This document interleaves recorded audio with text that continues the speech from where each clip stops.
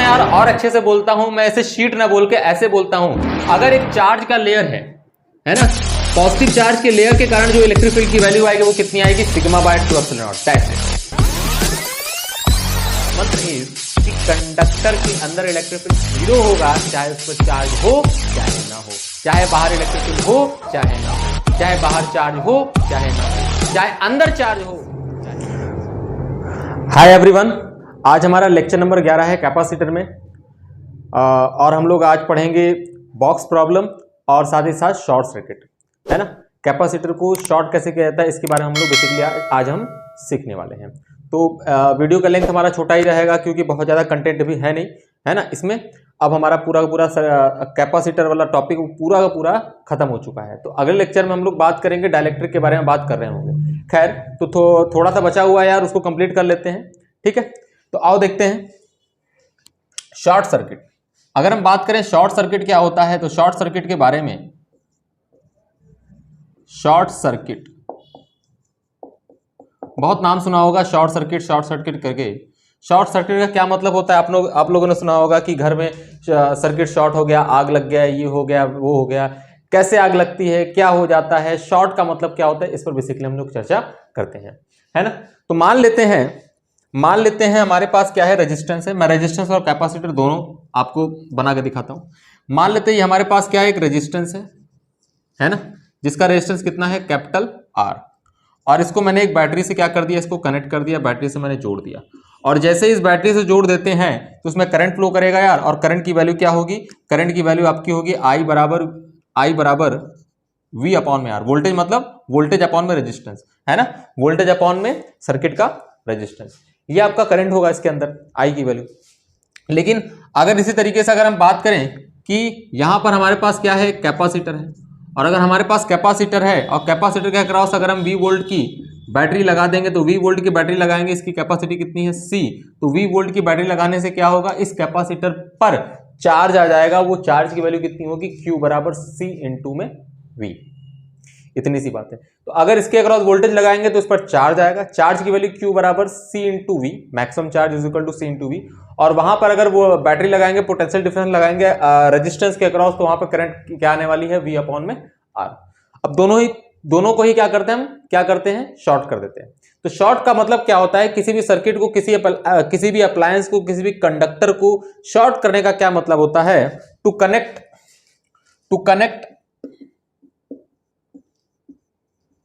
Connect a simple wire बोल दें, चाहे प्लेन वायर बोल दें, चाहे कनेक्टिंग वायर बोल दें। तो इसका रेजिस्टेंस कितना होता है, कनेक्टिंग वायर का रेजिस्टेंस क्या होता है, 0 होता है। To connect a simple wire R बराबर 0 with higher potential and lower potential of conductor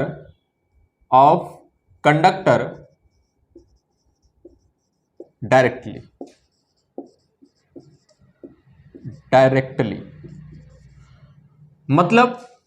मतलब कहने का ये है कि अगर किसी भी अप्लायंसेस का, जो आपके पास अप्लायंस है, या फिर किसी भी कंडक्टर के हायर पोटेंशियल और लोअर पोटेंशियल, मतलब किसी भी कंडक्टर के दोनों किनारे को अगर सीधा सीधा किसी कनेक्टिंग वायर से जोड़ दिया जाए, सीधा सीधा किसी प्लेन वायर से जोड़ दिया जाए, तो वो हमारा अप्लायंस, वो हमारा कंडक्टर क्या कहलाता है, शॉर्ट कहलाता है ना।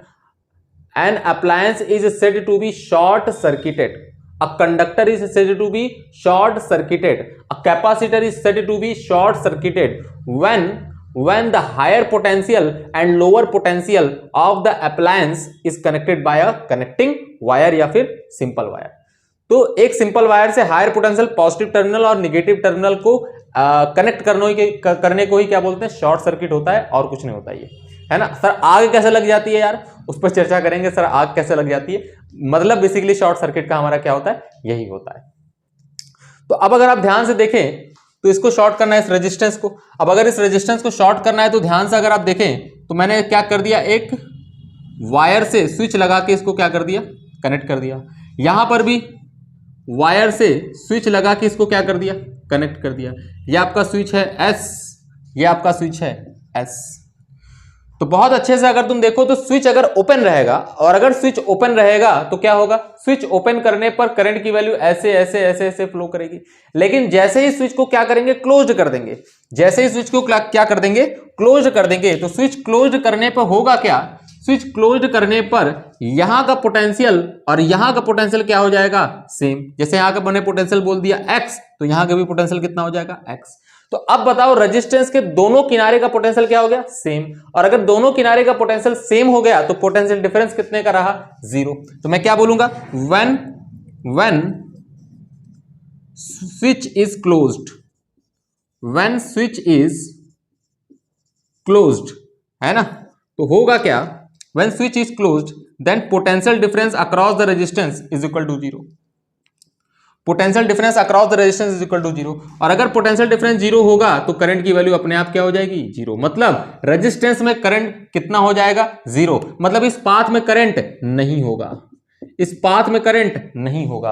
और अगर इस पाथ में करंट नहीं होगा तो बैटरी तो लगाए हो, और अगर बैटरी लगाए हो तो करंट कहीं ना कहीं तो जा रहा होगा, तो कहां जा रहा होगा, तो बहुत अच्छे से अगर आप ध्यान से देखो तो करंट आपका ऐसे ऐसे ऐसे ऐसे ऐसे ऐसे ऐसे करंट जा रहा होगा, ऐसे ऐसे करंट जा रहा होगा।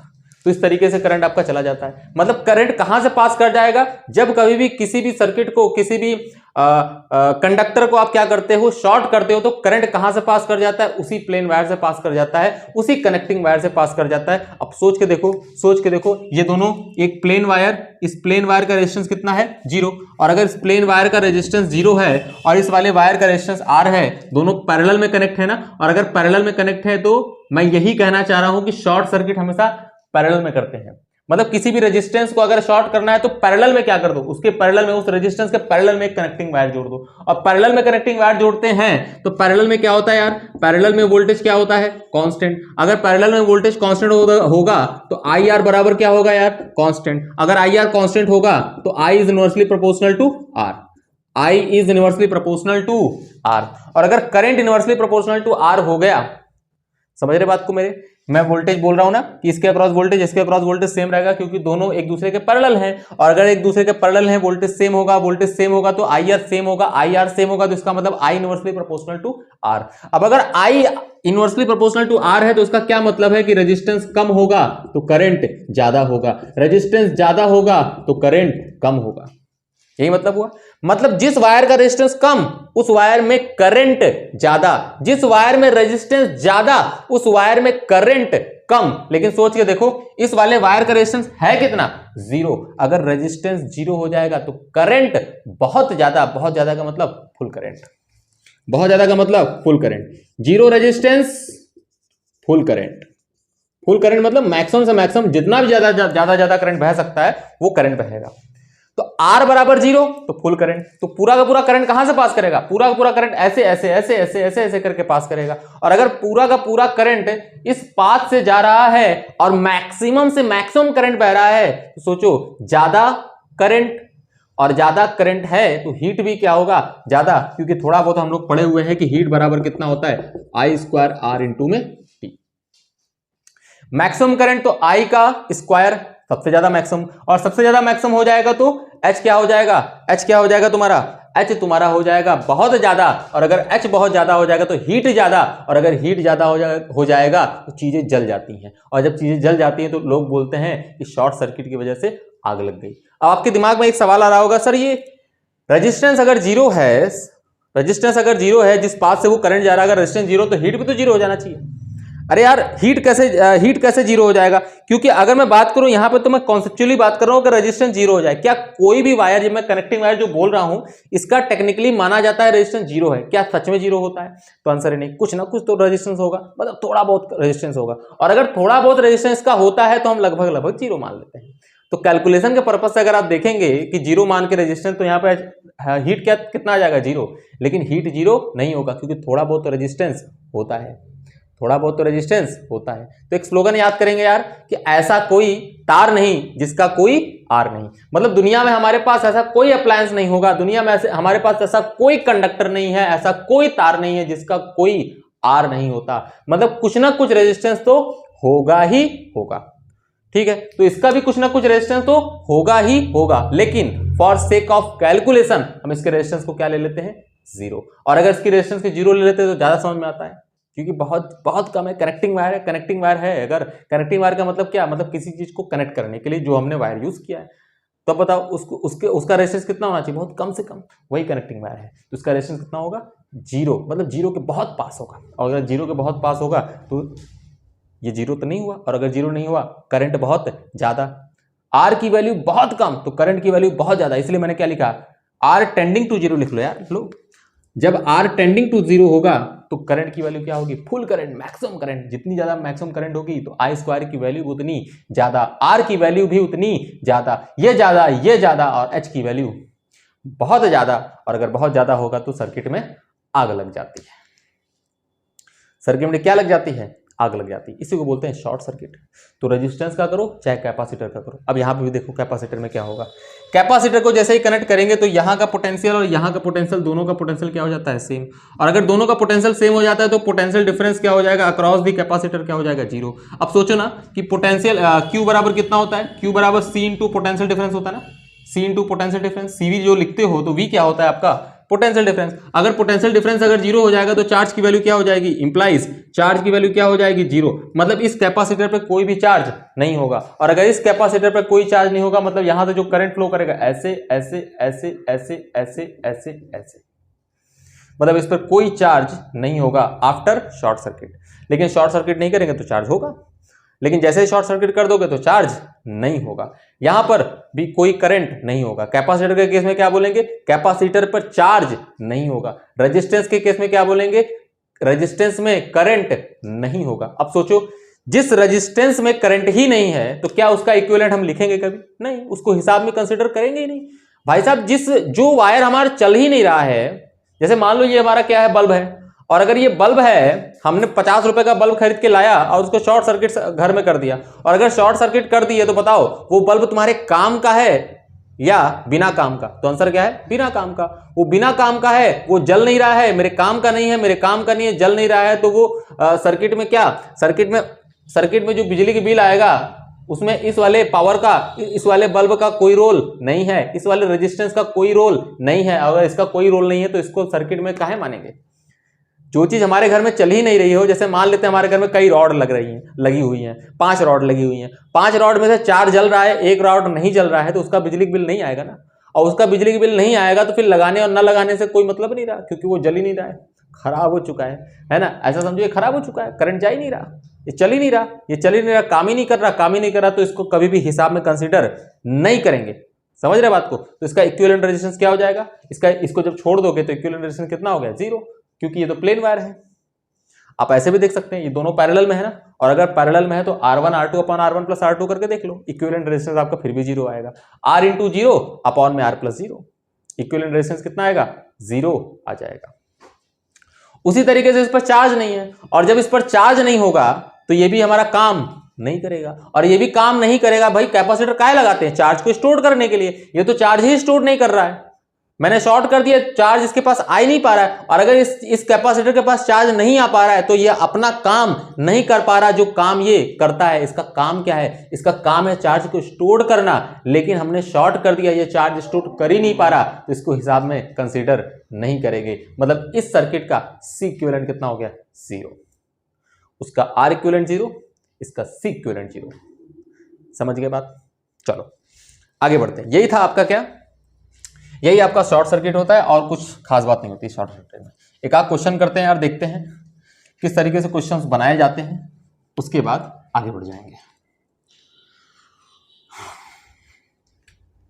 चलो देखो, जैसे मैंने बोला हमारे पास कई कैपेसिटर्स हैं, कई कैपेसिटर, 1 2 3 4 5 6 है ना।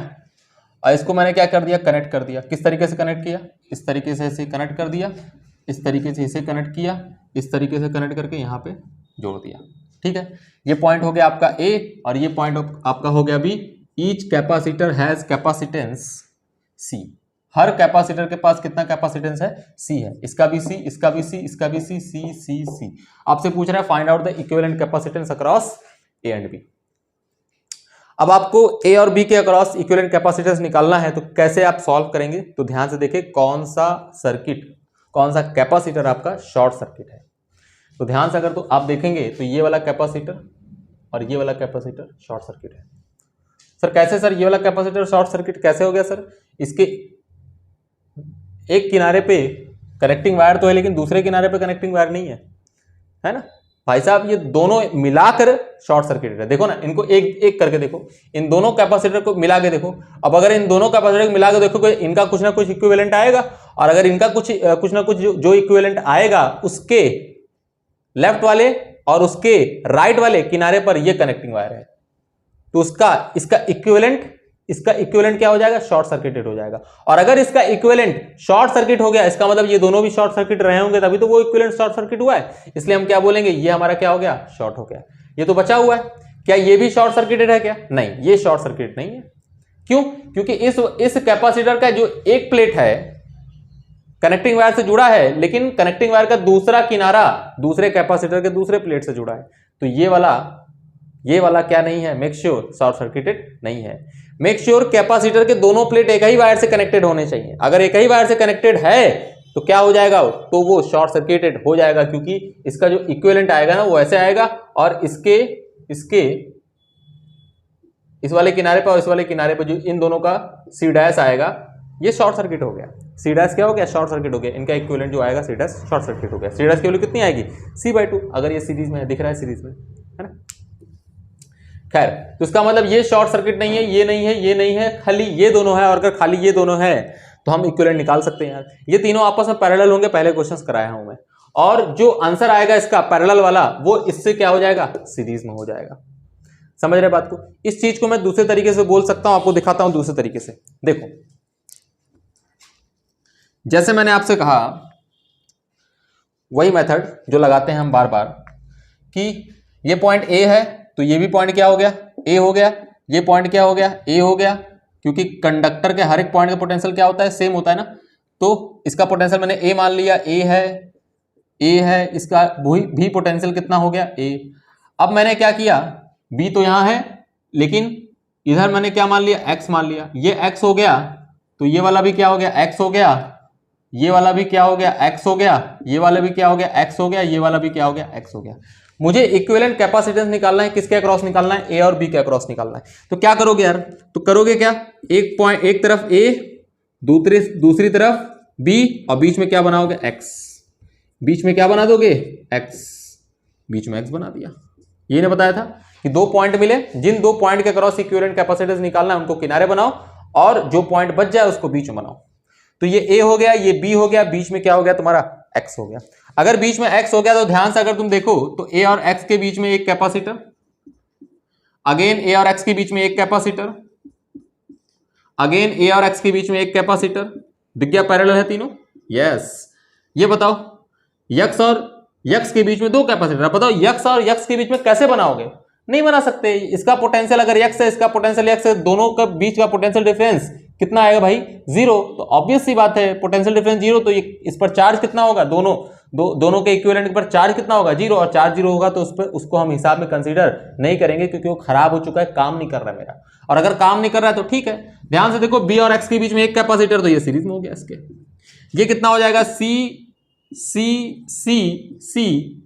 अब बहुत अच्छे से अगर तुम देखो तो सी कितना हो गया? 3C, और C सीरीज में क्या लिखेंगे भाई साहब? C इक्विवेलेंट की जो वैल्यू आएगी वो आपके पास आने वाली है 3C इंटू में C अपॉन में कितना आ जाएगा? 4C। C1 + C2 करेंगे, C चला गया, इसका आंसर कितना आ गया? 3C/4। This is the answer. एक क्वेश्चन और करेंगे, फिर आगे बढ़ते हैं हम लोग बॉक्स प्रॉब्लम पर। एक क्वेश्चन और करेंगे।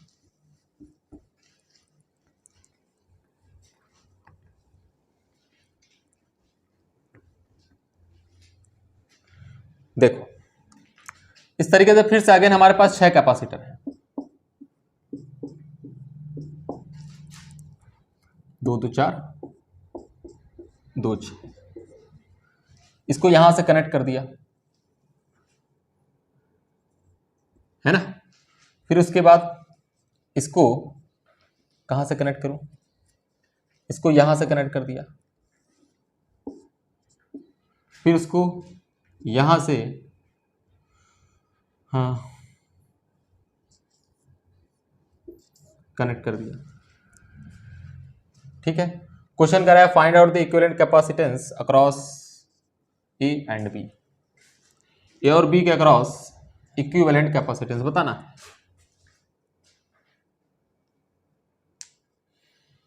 3 3 6, ठीक है।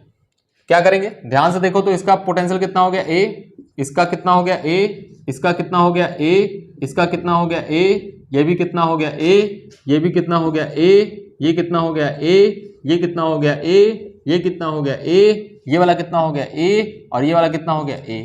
बहुत अच्छे से देखो तो इसका पोटेंशियल ए, इसका पोटेंशियल ए, तो इस पर कोई चार्ज नहीं होगा, पोटेंशियल डिफरेंस 0।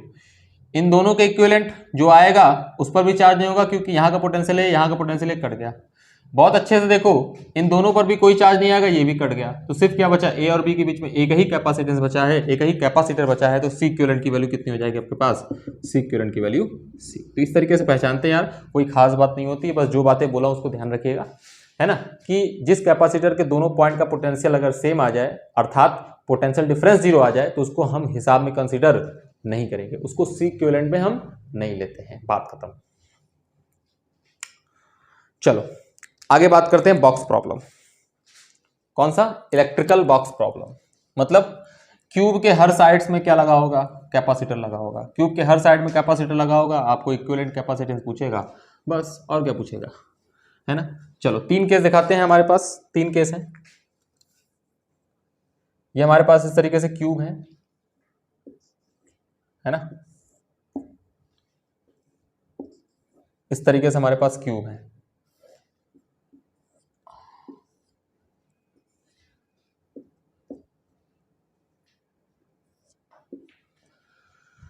और इसके हर एक पाथ में क्या है, कैपेसिटर है, हर एक पाथ में कैपेसिटर, हर एक पाथ में कैपेसिटर।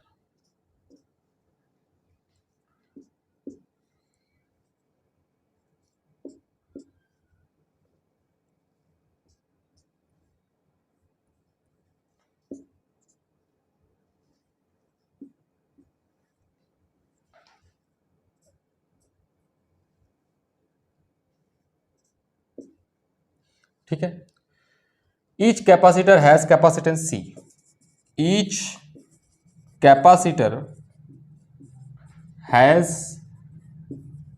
Capacitance C. तो आपसे क्या क्या पूछ सकता है वो बात करता हूं। देखो, एक पॉइंट ये है, पीछे वाले फेस का एक किनारा ये, और आगे वाले फेस का एक किनारा ये हो गया। इसको मैं बोला ए पॉइंट और इसको मैंने बोला बी पॉइंट। ये क्या है, ये डायगोनल है बेसिकली, जिसको हम क्या बोल सकते हैं, बॉडी डायगोनल। क्या बोल सकते हैं, बॉडी डायगोनल। तो आपसे कहता है अगर हर एक कैपेसिटर का कैपेसिटेंस अगर आपका सी है, तो ए और बी के अक्रॉस इक्विवेलेंट कैपेसिटेंस निकालो।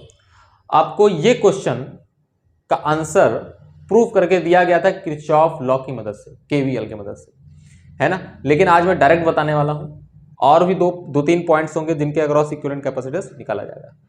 दूसरा, किन पॉइंट्स के बीच आपको पूछा जा सकता है इक्विवेलेंट कैपेसिटेंस। ये आपको फेस दिख रहा है, इस फेस के इस वाले किनारे पर और इस वाले किनारे पर पूछा जा सकता है। इसको हम क्या बोलेंगे, इसको बोलेंगे हम, ये कौन सा डायगोनल है, ये भी तो डायगोनल ही है, लेकिन इसको बोलेंगे फेस डायगोनल, है ना। और आपको किन 2 पॉइंट के बीच इक्विवेलेंट कैपेसिटेंस पूछ सकता है, बी और डी। अब ये बी और डी क्या है, एज के अक्रॉस, क्यूब का किनारा है एज के अक्रॉस। तो बहुत अच्छे से अगर आप देखें, ये आपके पास क्या है, क्यूब है। इस तरीके से मैं क्यूब बना देता हूं, है ना। अब कैपेसिटर नहीं बनाऊंगा, आप समझ जाइए, each side has capacitance C. ये किनारा हो गया, जिसे हम क्या बोलेंगे, बॉडी डायगोनल, जिसे बॉडी डायगोनल बोला जाएगा। इसके अक्रॉस सी इक्विवेलेंट निकालना है, ठीक है। फिर से क्यूब बना दिया, और क्यूब बनाकर आपसे पूछ रहा है इक्विवेलेंट कैपेसिटेंस बताओ, इक्विवेलेंट कैपेसिटेंस बताओ किसके अक्रॉस, फेस डायगोनल, है ना। तो उसको हम क्या बोलेंगे, फेस डायगोनल। तो इसकी भी सी इक्विवेलेंट आ जाएगी फेस डायगोनल के अक्रॉस। फिर अगर मैं बोलूं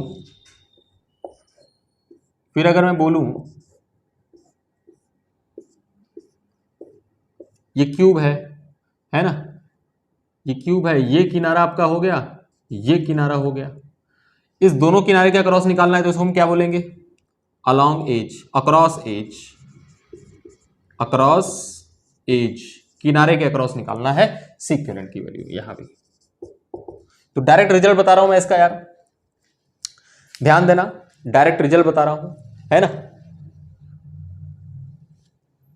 एज के अक्रॉस जो आएगा वो आएगा 12/7c, और फेस के अक्रॉस जो आएगा 4c/3, और जो आपका इसके अक्रॉस आएगा 6/5c। याद रखना है, इसको प्रूव कराया गया है, 6/5c आपको प्रूव कराया गया है किरचॉफ लॉ की मदद से। तो ये आपको याद रखना है क्योंकि डायरेक्ट सवालों में यूज होते हैं। कैसे याद रखना है कि बॉडी डायगोनल के अक्रॉस कितना आएगा 6c/5, फेस डायगोनल के अक्रॉस कितना आएगा 4c/3, और अक्रॉस एज कितना आएगा 12c/7। इसको याद रखने का एक तरीका है यार, हम लोग क्या पढ़ रहे हैं, हम लोग पढ़ रहे हैं क्यूब, है ना। क्यूब मतलब बॉक्स, बॉक्स प्रॉब्लम पढ़ रहे हैं हम लोग। और अगर बॉक्स प्रॉब्लम पढ़ रहे हैं तो हम किस यूनिट के अंदर पढ़ रहे हैं, इलेक्ट्रोस्टैटिक्स बोल सकते हैं या इलेक्ट्रिक बोल सकते हैं। यहां पे इलेक्ट्रिसिटी तो फ्लो कर रही है, और अगर इलेक्ट्रिसिटी फ्लो कर रही है, करंट फ्लो कर रहा है, जिसकी वजह से चार्ज फ्लो कर रहा है, इसका मतलब हम इलेक्ट्रिसिटी के अंदर ही पढ़ रहे हैं। और ये सब क्या है, ये सारे आपके क्या है, फॉर्मूलाज। तो बेसिकली हम पढ़ क्या रहे हैं, हम किसका फॉर्मूला पढ़ रहे हैं, इलेक्ट्रिक फॉर्मूला फॉर बॉक्स। क्या बोला, इलेक्ट्रिक फॉर्मूला फॉर बॉक्स।